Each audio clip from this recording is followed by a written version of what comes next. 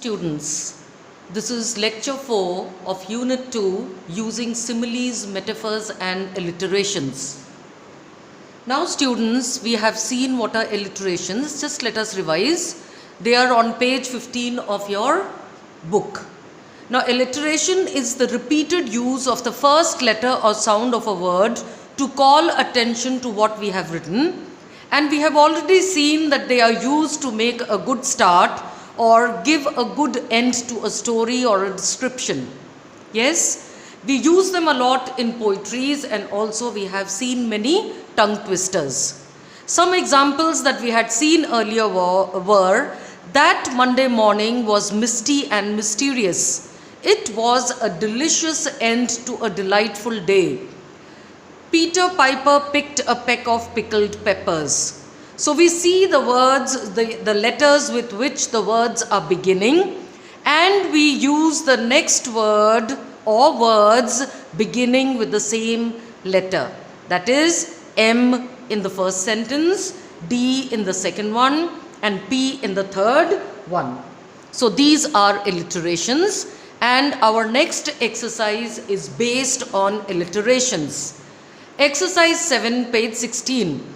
We have to complete these sentences using words that start with the letter in bold print.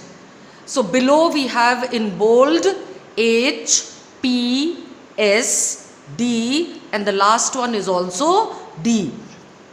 So the book was heavy and hard to read. So we have used the word hard, which begins with H. Number 2. Peter was a dash and dash person. So we will fill in the blanks with words that begin with P. Number 3. The small white clouds dash across the road. So we will fill in a word here which begins with S. Number 4. He looked dangerous, dash and dash. So we have to fill in the blanks with words beginning with D. Number 5. It was a dull day, a dash, dash and dash desperate day. So all these three words will begin with D. I'm sure you'll enjoy doing this. Think of words beginning with these alphabets and letters and complete this exercise. Alright? Next.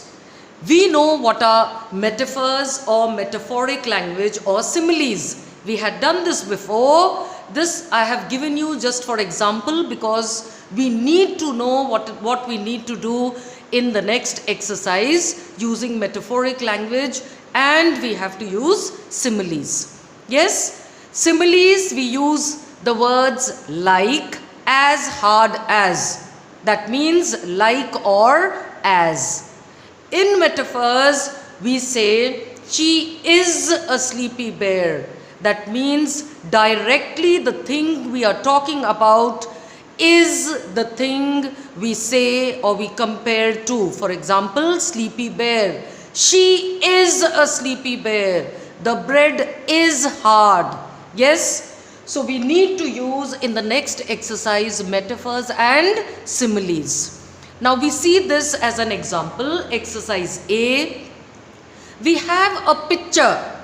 Now for this picture we have to write two sentences, and in the first one we will use a simile, and in the second sentence for the same picture we will use a metaphor.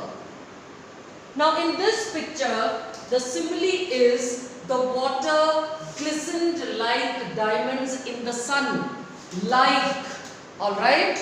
So we have a waterfall here, and on the water we have the sun, and the sun rays are shining on this water, and so the water is shining like diamonds.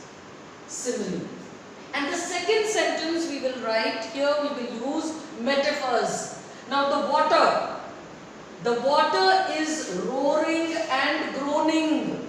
Roaring means the sound, and the rumbling sound as it hit the rocks. So we are comparing it to the sound of roaring and droning. So we say that the water roared and groaned as it hit the rocks. Alright. Now we have the next picture, and in this picture we have a woman and a child. So you can probably assume this is a mother and a baby. So what we need to do, we have to write two sentences. The first one a simile and the second one having words or in which we have used metaphors. Alright. So we have to write two sentences for this picture. In your books you have these pictures. I have tried to Google them, somewhat similar pictures, but of course they are a little different from what we have in our books. But the situation is somewhat same, alright, or similar. So you have to write one simile sentence and one with metaphor, alright. The next one. The next picture we have a tall tree and we have a picture of a boy. So you have to write one sentence using a simile. Yes, you could talk about the height of the boy and you could compare with the tree, how tall the tree is. Yes. Number 3. In number 3 we have mountains and we have a boy who is going towards the mountains. Maybe he wants to climb or he is seeing. In your book you have the boy, he is looking at the mountains. So you could make on this picture or the picture in your book. What will you do? You have to write two sentences. In one using simile, in the other one using metaphors. Yes? Number 4. You have this picture, maybe it is from Vietnam, and we see these people on a field and they are planting saplings. Alright? This is picture number 4. Think what you can think about this picture and use similes and metaphors. You have to write two sentences. In the same way you have the 5th picture in which you have a boy and he has won the first prize. So he is receiving a gold medal for it. Okay? Think of the situation, write two sentences. One will be simile and the other one will be a metaphor. Alright, so complete these exercises.